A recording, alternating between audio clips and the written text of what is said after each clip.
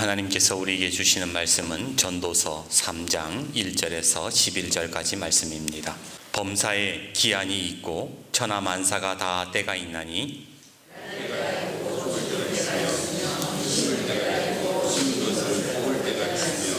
죽일 때가 있고 치료할 때가 있으며 헐 때가 있고 세울 때가 있으며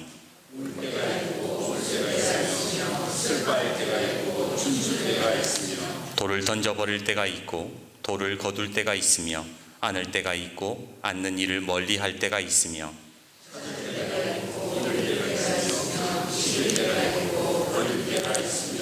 찢을 때가 있고 꿰맬 때가 있으며 잠잠할 때가 있고 말할 때가 있으며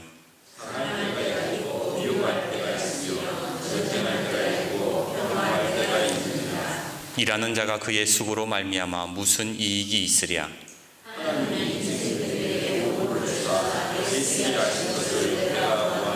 같이요. 하나님이 모든 것을 지으시되 때를 따라 아름답게 하셨고 또 사람들에게는 영혼을 사모하는 마음을 주셨느니라. 그러나 사람이 하시는 일의 시종을 사람으로 측량할 수 없게 하셨도다. 이탈리아에 있는 토리노 박물관이 있대요. 이탈리아에. 거기 가면 아주 유명한 석상이라고 말하기는 좀 그렇고 부조라고 표현을 하기는 하는데, 부조라고 이러면 좀 거의 잘 안 듣던 말이라서 석상이라고 할게요. 이 석상은 그리스 로마 신화에 나오는 카이로스라는 신인데, 여러분 주보 앞에 있는 그림을 보시면 아시겠지만 얘가 좀 이상하게 생겼어요. 그 위에 부조를 보시면 이렇게 자세히 보면은 뭐 그냥 그런가 보다 하는데 그거를 그림으로 그려놓은 거거든요. 밑에는 보면은 앞에가 머리카락이 있고 뒤에가 대머리예요. 보통 신을 형상화한다 이러면 가장 완벽한 존재, 아름다운 모습으로 표현을 하잖아요. 그런데 이 카이로스라는 신은 아주 우스꽝스러운 모습으로 그려 놓았다라는 거예요. 왜 이렇게 그려 놓는가? 그 이유를 보면 이렇게 되어 있습니다. 석상 아래에 내가 발가벗은 이유는 사람들이 나를 봤을 때에 눈에 잘 띄게 하기 위함입니다. 내 앞머리가 무성한 이유는 사람들이 나를 보았을 때 쉽게 붙잡을 수 있도록 하기 위한 것이며, 뒷머리가 대머리인 이유는 내가 지나가면 사람들이 다시는 나를 붙잡지 못하도록 하기 위함이고, 등과 발에 날개가 달린 이유는 사람들로부터 최대한 빨리 사라지기 위함입니다. 나는 기회의 신 카이로스입니다. 그러니까 그리스 로마 사람들이 기회라는 것을 어떻게 생각했는지를 알 수가 있다는 거죠. 기회는 앞으로 내게 다가왔을 때는 탁 붙잡아야 되는데 그 기회가 지나가고 나면 어떻게 해요? 못 잡는다는 거예요. 너무 빨리 지나간다는 거예요. 날개가 달려있고 뒷머리가 없어가지고. 그리고 이 기회의 신 그 그림이나 부조를 보시면 저울이 달려 있잖아요. 저울을 들고 있잖아요. 이게 무슨 뜻이냐면 항상 저울질에서 분별하고 판단해서 기회를 붙잡아야 된다, 이런 뜻이라는 겁니다. 어디선가 이런 문장을 보았어요. 인생에서 돌아오지 않는 네 가지. 인생에서 돌아오지 않는 네 가지가 뭘까요? 첫 번째는 입 밖으로 뱉은 말이래요. 한번 뱉은 말은 주워 담을 수 없으니까. 둘째는 시위를 떠난 화살. 셋째는 흘러간 세월. 그러니까 흘러간 세월과 시위를 떠난 화살은 붙잡을 수 없잖아요. 그래서 너무 빨리 지나가니까 세월을 뭐라 그래요? 살 같은 세월, 이렇게 표현을 하기도 합니다. 그리고 마지막 네 번째로 우리 인생에서 돌아오지 않는 것이 바로 기회다라는 겁니다. 여러분은 인생을 살면서 기회를 놓쳐서 아쉬워하신 적이 있으십니까? 내가 그때 그랬어야 되는데. 류시화 시인이 엮은 잠언 시집에 이런 시가 있어요. 제목, 지금 알고 있는 걸 그때도 알았더라면. 킴벌리 커버커, 지금 알고 있는 걸 그때도 알았더라면 내 가슴이 말하는 것에 더 자주 귀 기울였으리라.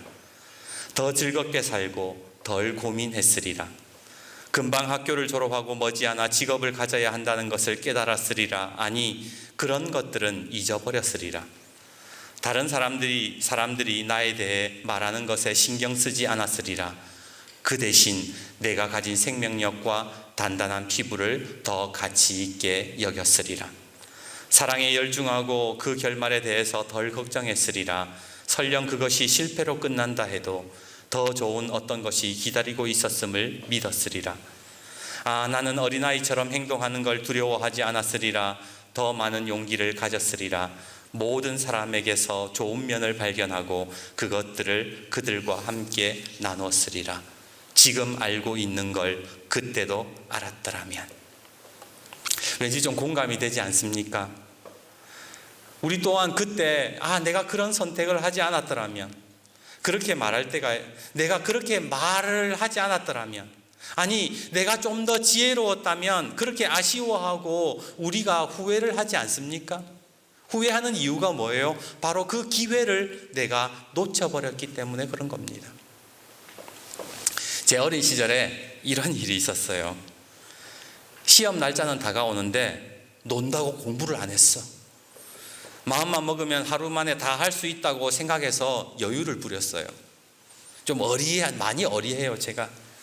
그래서 탱자탱자 놀다가 시험 하루 전날에 책을 딱 펴보니까 외울 게 너무 많아요. 책장을 넘기면서 이거 언제 다 외우지? 언제 다 외우지? 큰일 났다. 덜컥 겁이 났어요. 그때 친구 하나가 저에게 귀띔을 하나 해줍니다. 그게 뭐냐면, 약국에 가면 타이밍이라는 약이 있어. 여러분 혹시 아세요? 각성제라고요. 그거 먹으면 잠이 안 온대요. 그래가지고 지는 놀다가 그 하루 전날에 타이밍 하나를 입에 탁 틀어놓고 밤새도록 공부해가지고 시험을 친다라는 겁니다. 눈이 번쩍 띄었어요. 타이밍? 그래. 그래서 당장 약국으로 달려가지고 약사에게 말했어요. 아저씨 타이밍 하나 주세요. 이제 열심히 공부하면 됩니다. 그런데 웬걸 약을 먹고 나니까 또 여유가 생겨요. 어차피 밤새도록 잠을 안 잘 것이니까 조금만 더 놀자. 시간이 좀 남았네. 밤 10시부터 해야 되겠다. 그래서 또 놀았어요.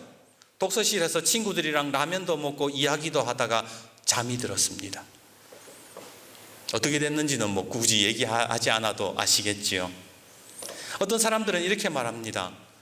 나는 내가 인생을 살면서 나에게 좋은 기회가 주어지지 않았어요. 나는 성공할 기회가 없었어요. 그런데 정말 그럴까요? 기회가 없었던 것이 아니라 기회를 붙잡지 못했던 것은 아니냐 말입니다. 오늘 본문에 보시면 모든 때에 모든 것에는 시간이 있다, 때가 있다, 기회가 있다라고 성경은 말씀합니다. 범사에 기한이 있고 천하만사에 다 때가 있나니 날 때가 있고 죽을 때가 있으며 심을 때가 있고 심은 것을 뽑을 때가 있으며 죽일 때가 있고 치료할 때가 있으며 헐 때가 있고 세울 때가 있으며 울 때가 있으며 웃을 때가 있으며 슬퍼할 때가 있고 춤출 때가 있으며 쭉 가다가 사랑할 때가 있고 미워할 때가 있고 전쟁할 때가 있고 평화할 때가 있다. 다 때가 있다라는 거예요. 그 시간들이 있다라는 거예요. 이것이 지금 무엇을 이야기하는가? 모든 일에는 그 일에 맞게 그 시기에 맞는 타이밍이 있다 이 말입니다. 그렇지 않습니까? 여러분 농사를 지어도 그 타이밍이 있잖아요. 뭐를 심어야 될 타이밍이 있다고요. 시기가 있다고요. 기회가 없는 것이 아니라 타이밍을 못 맞춘다라는 겁니다. 우리가 성경을 보면 가인은요 살인을 멈출 수 있는 기회가 있었어요. 분노가 차오르고 아벨을 죽이고 싶은 마음이 가득할 때에 하나님이요 가인에게 딱 한마디 하세요. 창세기 4장 6절 네가 분함은 어찌 됨이며 안색이 변함은 어찌 됨이냐 너는 죄를 다스릴지니라. 너 왜 그렇게 얼굴이 울그락불그락해? 너 지금 마음속에 너무 분노가 가득해 보이네. 너는 너 스스로 죄를 다스려야 된다. 하나님이 그 얘기 하셨는데 그 기회를 주셨는데 회개할 기회를 주셨는데 참아야 될 기회를 주셨는데 가인은 그 다음 절에 어떻게 해요? 아벨을 죽여버렸다고 성경은 그렇게 말씀하더라는 거예요. 사랑할 때가 있다라는 거예요. 미워할 때도 있지만 사랑할 때도 있고 가인은 그 타이밍을 맞추지 못해서 아벨을 죽였다라는 겁니다. 이스라엘 초대왕인 사울에게 얼마나 많은 기회가 있었는지 아세요? 사무엘상 15장 22절에서 23절, 사무엘이 이르되 여호와께서 번제와 다른 제사를 그의 목소리 청종하시는 것을 좋아하심같이 좋아하시겠나이까? 순종이 제사보다 낫고 듣는 것이 수장의 기름보다 나으니 당신이 이 순종을 하지 않아서 하나님께서 당신을 버렸습니다. 그렇게 말씀했어요. 사울이 순종할 기회가 없어서 하나님께 버림받은 겁니까? 아니잖아요. 순종할 타이밍을 놓쳤다라는 겁니다. 다윗이 미워 죽겠는데 하나님께서는 사울에게 긍휼히 여기는 마음의 기회를 주셨어요. 그럼에도 불구하고 사울은 그 타이밍을 맞추지 못해서 뭐예요? 그 인생이 망가졌다라는 겁니다.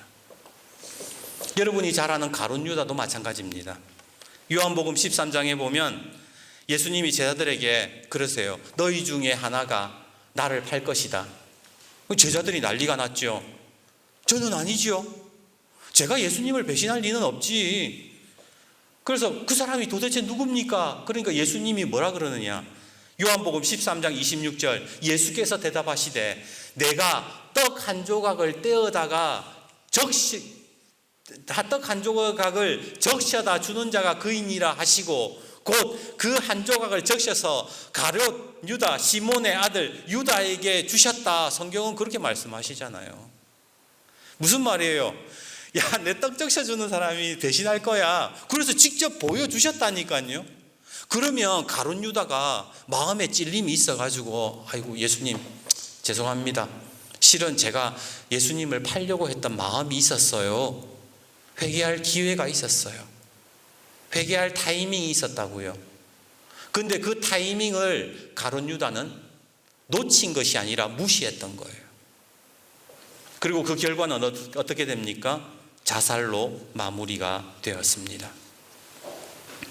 반대로 성경을 보면요, 믿음의 사람들의 이야기를 잘 보면 타이밍을 또 잘 맞추는 사람들이에요. 그래서 우리가 예수를 믿는다라는 것은 하나님이 정해주신 그때에 타이밍을 맞추는 사람이 뭐라고요? 예수 잘 믿는 사람이라는 거예요. 내가 아무리 예수를 교회를 오래 다닌다 하더라도 하나님의 때에 타이밍을 못 맞추면 어떻게 된다라는 거예요? 그 불신앙으로 나타난다라는 겁니다. 근데 문제가 하나 있죠. 하나님의 때에 따라서 타이밍을 잘 맞춰야 된다는 것은 알겠는데 그 타이밍을 어떻게 맞춰야 되는지를 모른다라는 거죠. 여러분은 지금이 하나님께 순종할 때다. 지금이 하나님께 예배할 때다, 기도할 때다, 막 그런 타이밍이 딱딱 맞아 떨어지세요. 꼭 뭐 주식처럼 사람들이 그러잖아요. 내가 사면 떨어지고 내가 팔면 오른다, 뭐 이렇게 타이밍이 안 맞는다고 얘기하는 것처럼 신앙생활에서 이 타이밍을 맞춘다라는 게 정말 어렵다라는 거예요. 언제 심어야 될지도 모르겠고 언제 뽑아야 될지도 모르겠고 언제 사랑해야 될지 언제 미워해야 될지 모른다는 겁니다. 그러면 여러분에게 여쭙겠습니다. 하나님이 정해주신 때에 그 타이밍을 어떻게 하면 맞출 수 있을까? 어떻게 하면 맞추죠? 첫 번째, 우리가 하나님의 타이밍을 맞추려면 일단은 기다려야 된다고 성경은 말씀합니다. 예레미야 3장 26절은 이렇게 말씀합니다. 사람이 여호와의 구원을 바라고 잠잠히 기다림이 좋도다. 기다리는 게 좋대요. 왜 여러분 예전에 설교 다른 목사님들이나 신앙생활을 오면서 설교 들을 때에 하나님보다 앞서지 마세요 이렇게 막 하는 그런 설교 내용의 주제 설교를 들으신 적이 있죠. 우리가 하나님보다 앞서는 이유가 뭡니까? 기다리지 못해서 그렇다라는 거예요. 그래서 시편은 뭐라고 얘기하느냐? 하나님의 구원을 바라면서 잠잠히 기다리는 것이 좋다, 그렇게 말씀을 하더라는 겁니다. 그 일본 춘추 전국 시대에 천하를 주름잡던 3명이 있었대요. 오다 노부나가, 도요토미 히데요시, 여러분 아시는 도요토미 히데요시, 그 다음에 도쿠가와 이에야스, 이 3사람이 일본 그 전국 시대에 주름을 잡던 3사람이에요. 한 번은 현자가 이 세 사람을 찾아가서 질문을 던집니다. 여기 앵무새 한 마리가 있어요. 이 앵무새를 울게 하려면 어떻게 해야 합니까? 라고 물어보니까 오다 노부나가는 뭐라고 얘기하느냐? 앵무새가 울지 않으면 죽여버릴 거야. 도요토미 히데요시를 찾아가지고 앵무새가 안 울면 어떻게 해야 됩니까? 울게 하려면 어떻게 해야 됩니까? 그러니까 앵무새가 울지 않거든 어떻게든 울게 만들어야 된다. 그리고 도쿠가와 이에야스에게 물어보니까 이 사람이 뭐라고 얘기하는가? 울 때까지 기다리면 된다. 이 세 사람 중 일본을 통일한 사람이 누구였을까요? 바로 도쿠가와 이에야스라는 거예요. 기다리는 사람에게 반드시 기회는 찾아오기 때문에 그렇습니다. 마찬가지로 하나님을 바라보고 기다리는 사람에게 하나님은 어떤 은혜를 주실까요? 바로 하나님께서 하나님의 일을 하나님의 그 시간에 맞게 하나님께서 역사하시더라는 겁니다.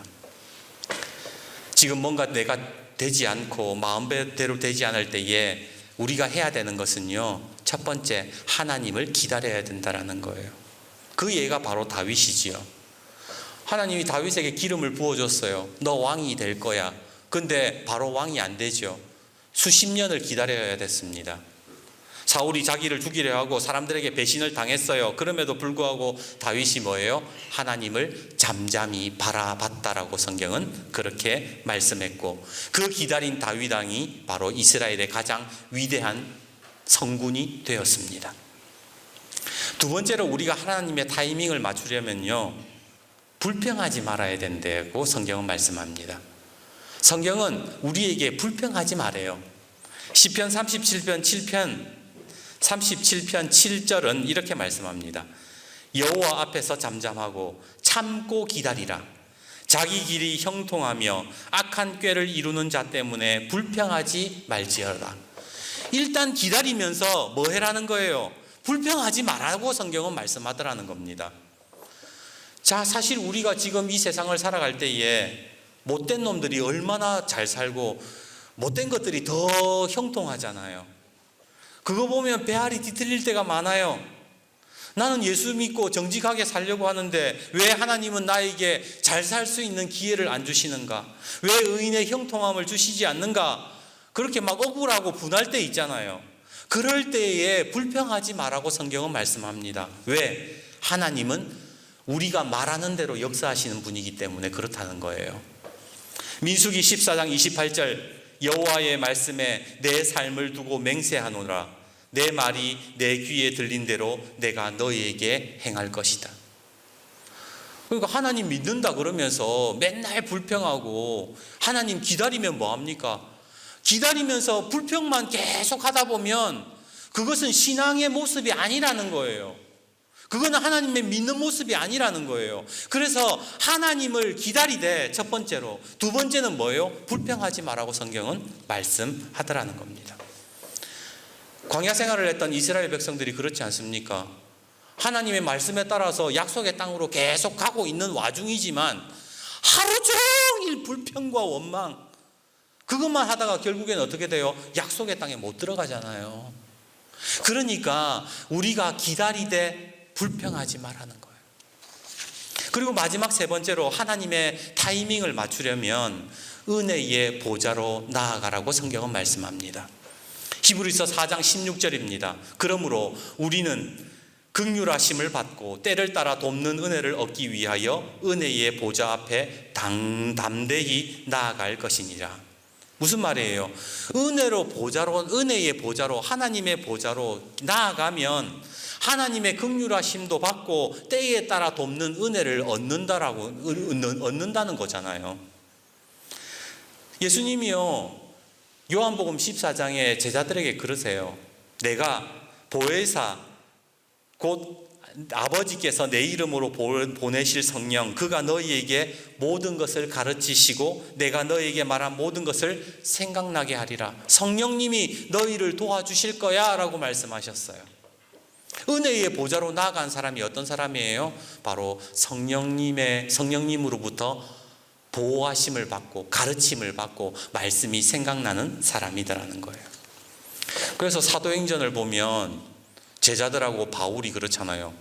감옥에 갇혔는데 막 옥문이 열렸는데 안 나가. 분명히 어떻게 보면 하나님의 때인 것 같은데 안 나가요. 제자들이 복음을 전할 때, 기도해야 될 때, 기적을 일으킬 때 정확하게 구분해 가지고 하나님의 역사를 만들어 갑니다. 하나님의 타이밍을 알았다라는 거예요. 어떻게? 성령님의 지시하심을 따라, 성령님의 가르치심을 따라, 성령님이 생각나게 하심에 따라 이들이 행했기 때문이라는 겁니다. 그래서 정리를 해보면요, 자, 하나님의 타이밍을 맞추려면 세 가지가 있어야 된대요. 첫 번째, 기다리는 것. 두 번째 뭐예요? 기다리면서 불평하지 않는 것. 세 번째, 은혜의 보좌의 자리로 나아가는 것. 이게 하나님의 타이밍을 맞추는 방법이더라는 겁니다. 이제 말씀을 맺습니다. 제가 어릴 적에 어머님이 저에게 늘 하시던 말씀이 있어요. 너는 언제 철이 들래? 철딱서니가 참 없었던 것 같아요. 지금도 철이 없지만. 철이 들었다는 게 무슨 말입니까? 그것은 계절이 들었다는 말이에요. 여름철, 가을철, 겨울철, 그 철, 계절이 들었다는 게 철이 들었다는 말이에요. 여름철에는 여름철에 해야 될 일이 있어요.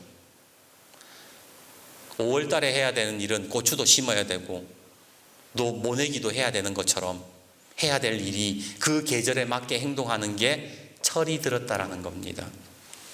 마찬가지로 우리가 영적으로 철이 들었다, 영적으로 성숙했다는 말이 무슨 말입니까?